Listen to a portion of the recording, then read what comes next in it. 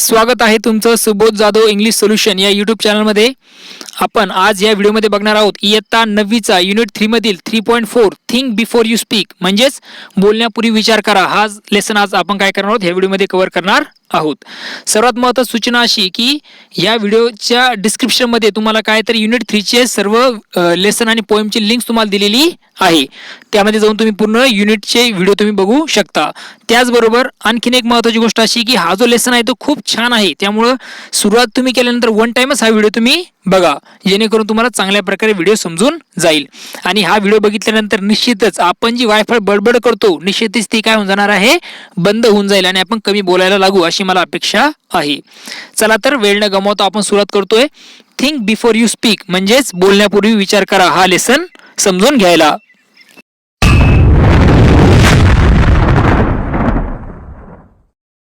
Think before you speak बोलण्यापूर्वी विचार करा. बघा काय दिलेलं आहे. Man was meant to listen more and talk less. मनुष्याने काय केलं पाहिजे तर अधिकतम ऐकलं पाहिजे आणि टॉकलेस म्हणजे कमी बोललं पाहिजे. That is why as the great British statesman Benjamin Disraeli said nature has endowed man with 2 ears and 1 mouth. म्हणूनच तर जे की थोर असे ब्रिटिश मुत्सद्दी स्टेटमेंट ज्याला आपण म्हणतो बेंजामिन डिझलेरीनं म्हटलं होतं किंवा म्हटलं आहे, nature has endowed man with 2 ears. निसर्गाने माणसाला काय दिले तर 2 कान दिलेत आणि 1 तोंड दिलेलं आहे. If man was mean to talk more and listen less he would have 2 mouths and only 1 ear. माणसाने अधिक बोलावं आणि कमी ऐकावं असं असतं तर त्याला निसर्गाने काय केले असते, 2 तोंड दिले असते आणि 1च कान दिला असता. असं तो स्टेटमेंट ब्रिटिश स्टेटमेंट असं म्हणतोय. Imagine how we would have looked how strange with 2 mouths on the 2 sides and 1 ear at the center. कल्पना करा की 2 बाजूला 2 तोंड आणि मध्येच 1 कान कसं दिसलं असतो आपण, किती विचित्र. स्ट्रेंज म्हणजे काय तर विचित्र.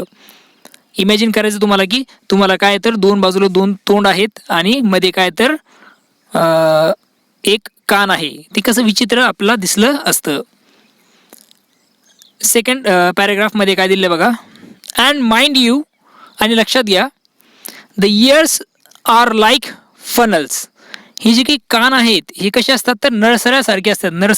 नळसळ बघा आपण पेट्रोल डिझेल टाकण्यासाठी वापरतो गाडीमध्ये किंवा मग आपण जे काही पंप असेल आपल्या याच्यामध्ये टाकण्यासाठी रॉकेल ओतण्यासाठी.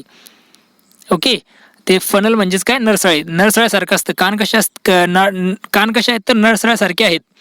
ओपन ऑल टाइम कायम कशा सते उघडे असतात. There is no door with which you can close them. तुम्ही बंद करू शकाल असे कुठल्याही प्रकारचे दार त्याला नसतं. Whereas if you have to speak even 1 single word the word must pass through 2 walls the 2 fences.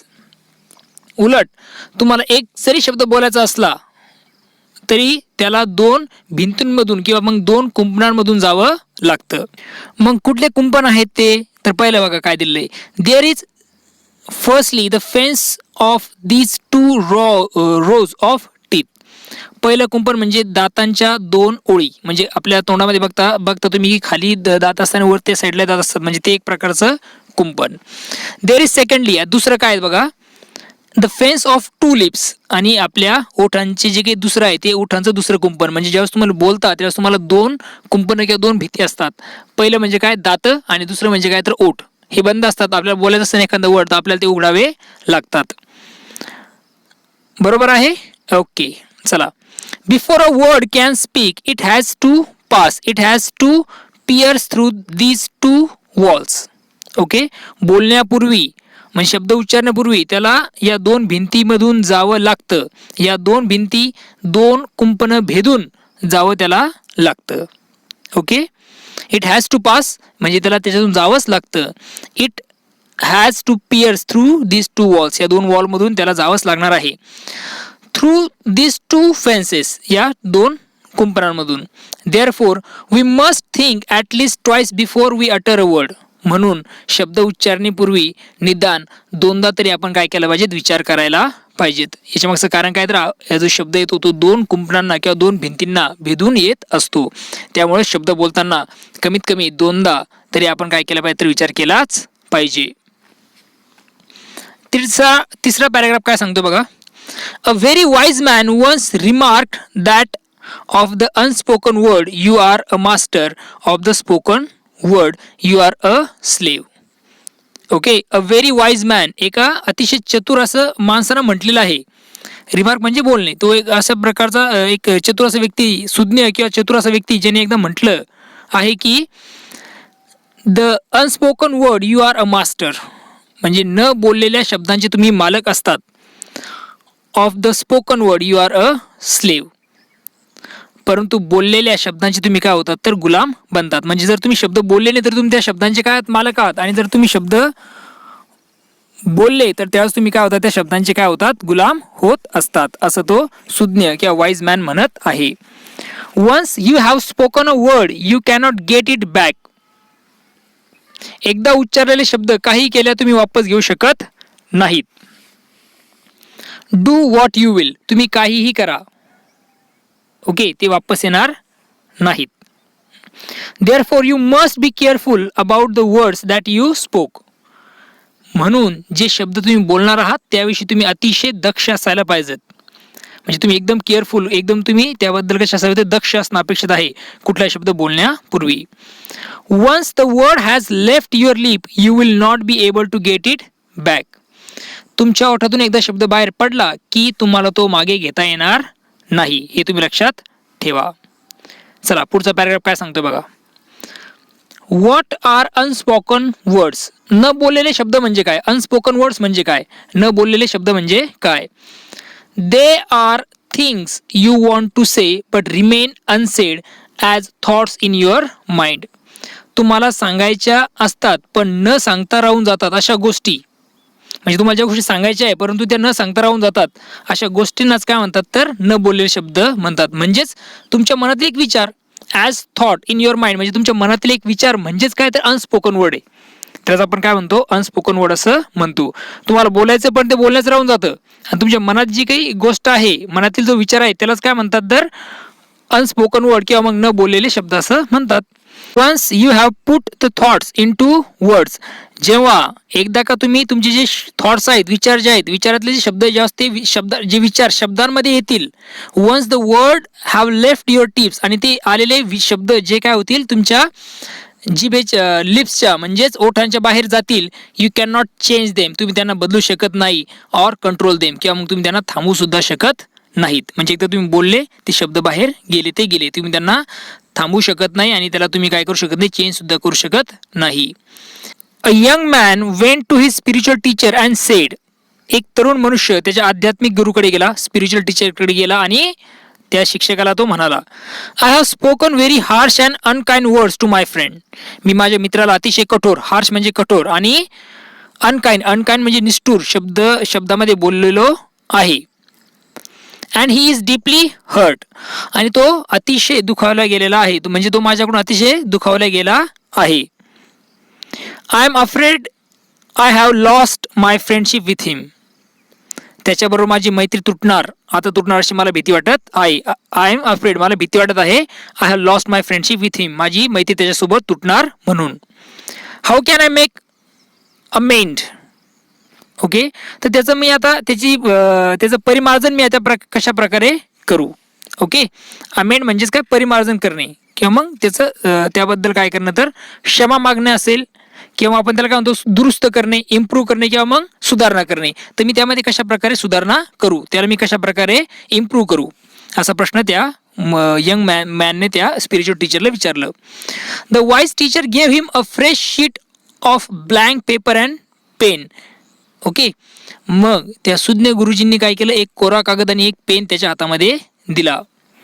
He said to the young man, आणि तो शिक्षक त्या तरुण माणसाला म्हणाला, write down on this paper all the harsh things you said to him. त्याला जे जे कठोर शब्द, हार्श म्हणजे काय कठोर, तुम्हाला मी सांगितलेलं आहे की तू म्हणजे त्या शिक्षक जो आहे तो त्या तरुण माणसाला सांगतोय की त्या तुझ्या मित्राला तू जे जे वाईट शब्द किंवा हार्श कठोर शब्द वापरलेस किंवा बोललायस ते सर्व तू काय कर, या कागदावर लिहून काढ. अशा प्रकारे त्या शिक्षकाने त्याला सांगितलं. The young man did as he was told and showed the paper to the teacher. तरुणाने काय केलं, गुरुजींनी सांगितल्याप्रमाणे लिहिलं आणि तो कागद त्यांनी दाखवला. Now tear up this sheet of paper into many small bits as you can, the wise teacher said. आणि त्यानंतर तो जो गुरुजी आहे, तो गुरुजी त्याला म्हणाला की आता हा कागद फाड आणि त्याचे जितके बारीक बारीक तुकडे करता येईल तेवढे तितके काय कर, तू फेकून दे. ओके, म्हणजे बारीक बारीक तुकडे कर, म्हणजे जितके तुला बारीक करता येईल पेपरचे तुकडे तितके तू बारीक तुकडे कर. टिअर अप म्हणजे फाडणे, म्हणजे याला फाडतो अशा प्रकारे बारीक बारीक तुकड्यांमध्ये. Soon the single sheet was torn into hundreds tiny bits of paper.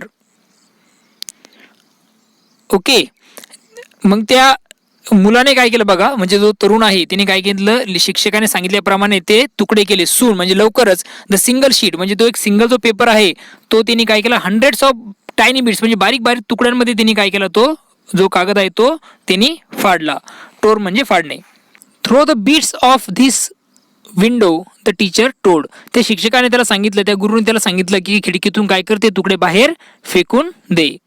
That was easily done. त्या तरुणाने ही जी गोष्ट सांगितली ती सहजच त्यांनी ती केली. It was windy days. ते दिवस होते, म्हणजे त्या दिवशी खूप वारा सुटला होता. ते दिवस कसे, ते वाऱ्याचे दिवस होते. And the tiny bits were scatter far. आणि जे काही बारीक बारीक तुकडे, छोटे छोटे तुकडे त्यांनी त्या कागदाचे केले होते, ते कागदाचे तुकडे काय झाले तर दूरपर्यंत विखरून गेले. स्कॅटर म्हणजे पांगणे, खूप दूर दूरपर्यंत ते पांगले. फार अँड वाईड, खूप दूरपर्यंत ते Pangale. Even as the young man watched. आणि तो तरुण पाहत राहिला, म्हणजे तो तरुण बघत होता कशा प्रकारे ते पांगतायत.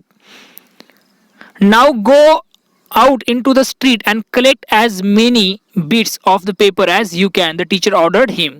आणि त्यानंतर त्या शिक्षकाने त्याला आज्ञा केली की आता रस्त्यावर जा. नाव go out into the street, आता रस्त्यावर जा.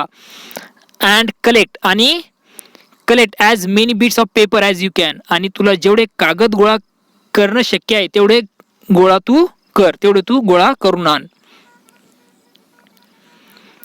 The young man was taken aback, but that will be difficult, he stammered.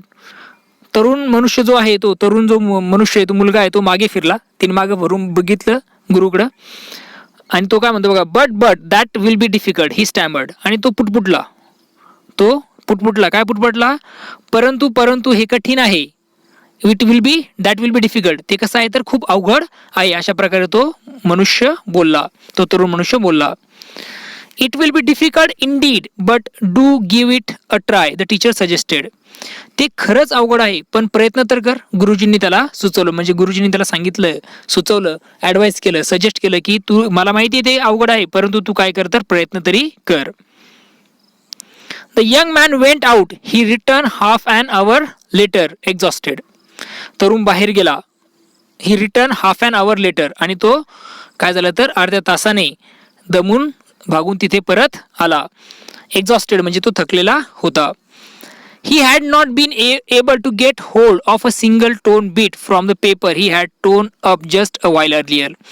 अगदी थोड्या वेळापूर्वी त्याने फाडलेला तो कागदातला एकही तुकडा त्याला परत मिळवता आला नाही, कारण खूप बारीक ते फाडलेले होते आणि हवा असल्यामुळे जे तुकडे आहेत ते खूप दूर दूरपर्यंत विखुरले होते, त्यामुळे त्याला कुठल्याही प्रकारचा तुकडा सापडला नव्हता. This is what happened with the spoken words, the teacher said to him. आता गुरुजी त्याला काय म्हणतात बघा, this is what happens with the spoken word. बोललेल्या उच्चारलेल्या शब्दांचं हे असं होतं, गुरुजी त्याला म्हणाले. Once you have spoken the words aloud, it is very difficult to take them back. एकदा तुम्ही शब्द मोठ्याने उच्चारले की ते मागे घेणं कसं आहे तर खूप अत्यंत कठीण असं ते आहे.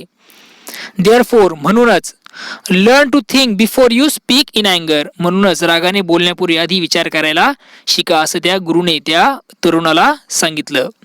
Socrates was one of the wisest man of the ancient world. Socrates हा प्राचीन जगातील अत्यंत सुज्ञ माणसांपैकी एक होता, हुशार अशा माणसांपैकी तो एक होता. Many were the youths who lives he influence for the better. त्याच्या प्रभावाने कितीतरी तरुणांची आयुष्य अधिक चांगली झाली होती. Socrates counseled his disciples to keep their mouths shut and speak only when absolutely necessary. सॉक्रेटिसने त्याच्या शिष्यांना, डिसायपल्स म्हणजे काय, शिष्य, त्याच्या शिष्यांना सांगितलं होतं की तोंड बंद ठेवायचं. अशा प्रकारचा उपदेश सॉक्रेटिसने त्यांना केला होता. And speak only when absolutely necessary, जेव्हा अगदी गरजच असते तेव्हाच काय केलं, तुम्ही बोला, असं सॉक्रेटिसने उपदेश केला होता. कोणाला, त्याच्या शिष्यांना. Oh wise one, how may we know when it is right to speak, they ask to him. त्यांनी सॉक्रेटिसला प्रश्न विचारला, ओ वाईज वन, एक हुशार माणसा, गुरुजी असा प्रकार आपण तिथे उल्लेख करू शकतो, पंडित असं म्हणू शकतो आपण. How we know when it is right to speak, बोलण्याची कोणती वेळ योग्य आहे हे आम्हाला कसं समजणार, असं त्या विद्यार्थ्यांनी त्यांना विचारलं. Open your mouths to speak only after you have asked yourself 3 questions. स्वतःला 3 प्रश्न विचारल्यानंतरच काय करायचं, जर open your mouth to speak only after you have asked yourself 3 questions and receive an affirmative answer of each 3 questions, replied Socrates. सॉक्रेटिसने त्यांना उत्तर दिलं की स्वतःला 3 प्रश्न तुम्ही विचारल्यानंतर आणि प्रत्येकाचं उत्तर हे होकारार्थी आल्यानंतर, म्हणजे अफर्मेटिव्ह म्हणजेच काय, होकारार्थी. ज्यावेळेस तुम्हाला सगळ्या 3 प्रश्नांची उत्तर होकारार्थी येतील त्यावेळेसच तुम्ही काय केलं पाहिजे, तर बोललं पाहिजेत, त्यावेळेस तुम्ही तुमचं तोंड उघडा, असं सॉक्रेटिसने त्यांना उत्तर दिलं. व्हॉट वेअर द 3 क्वेश्चन्स, कोणते 3 प्रश्न आहेत ते, असा प्रश्न पुन्हा त्याला विचारला. तर उत्तर काय देतो बघा Socrates. The first question we must ask our selves before we speak is it true. बोलण्यापूर्वी आपण पहिला प्रश्न विचारला पाहिजे, तो म्हणजे काय, हे खरं आहे का. If we are not sure about the veracity of what we are saying, it is better that we do not utter a word. Okay, आपण जे सांगणार आहोत त्याच्या सत्यतेविषयी, खरेपणाबद्दल आपल्याला खात्री नसेल तर आपण एकही शब्द न बोललेला अधिक योग्य आहे, अशा प्रकारे सॉक्रेटिस म्हणतायत. When we utter word carelessly, जेव्हा आपण काय करतो, निष्काळजीपणे, बेफिकरपणे काय करतो, शब्द उच्चारतो. We ourself become transmitter of untrue, तेव्हा आपणच असत्य किंवा मग खोटं पसरवण्यात आपण पुढे असतो, अशा प्रकारे सॉक्रेटिस म्हणतायत. त्यामुळे पहिली गोष्ट काय करणार तुम्ही, इज इट ट्रू, हे जे आहे ते खरं आहे का, हे तुम्ही स्वतःला पहिला प्रश्न विचारणार आहात. The second question to ask is it pleasant. दुसरा प्रश्न तुम्ही विचारायला हवा तो म्हणजे ते आनंददायक आहे का. प्लीजंट म्हणजे काय, आनंददायक, म्हणजे जी गोष्ट तुम्ही करताय ती गोष्ट आनंददायक आहे का, असा प्रश्न तुम्ही विचारायला पाहिजे. Second question. Many are empty remarks and vain statements that people make in idleness or to hurt others. Okay, पुष्कळशे शब्द, निरर्थक केलेली व्यर्थ विधाने दुसऱ्याला दुखावतात. म्हणजे मेनी जे शब्द आहेत किंवा मग रिमार्क्स आहेत, स्टेटमेंट्स आहेत, ते काय करतात, इतरांना दुखवण्याचं काम करतात. It is better that these unpleasant words remain unspoken. असे दुःखदायक शब्द न बोलणंच अधिकतर काय असणार आहे, तर योग्य असणार आहे. म्हणजे हे जे काही अनप्लीजंट वर्ड्स तुम्ही बोलणार आहे ते तुम्ही न बोललेलंच कधीही योग्य आहे. हे झालं सेकंडचं एक्सप्लेनेशन. आता बघा, the third question according to Socrates is. आता तिसरा प्रश्न काय बघा, त्या तिसरा प्रश्न काय आहे सॉक्रेटिसच्या मतानुसार, तर तो म्हणजे कुठला आहे, इज इट युजफुल, ते उपयुक्त आहे का किंवा मग ते उपयोगी आहे का, हा प्रश्न तुम्ही विचारला पाहिजेत. Is our statement going to benefit the listener, आपण जे वाक्य बोलणार आहे ते ऐकणाऱ्याला फायदेशीर आहे का. Will our words bring comfort to others, आपले शब्द एखाद्याला शांती देतील का किंवा मग ते त्याला स्वास्थ्य प्रदान करतील का, कम्फर्टेबल त्याला ते असतील का. Are we likely to help someone with what we say, आपण जे बोलणार त्याने एखाद्याला मदत होण्यासारखी आहे का. Okay, are we likely to help someone with what we say, म्हणजे एखाद्याला मदत होण्यासारखी ती गोष्ट आहे का. Only in that case should we go ahead and speak, फक्त अशाच वेळी आपण पुढे व्हावे आणि आपण काय केलं पाहिजे, तर तिथे बोललं पाहिजेत. अशा प्रकारे सॉक्रेटिस त्यांना सांगता आहेत. आय होप तुम्हाला हा लेसन इथे कळाला असेल. पुन्हा भेटूया नवीन व्हिडिओमध्ये. बघत राहा सुबोध जाधव इंग्लिश सोल्युशन हे यूट्यूब चॅनल. तोपर्यंत थँक्यू अँड टेक केअर.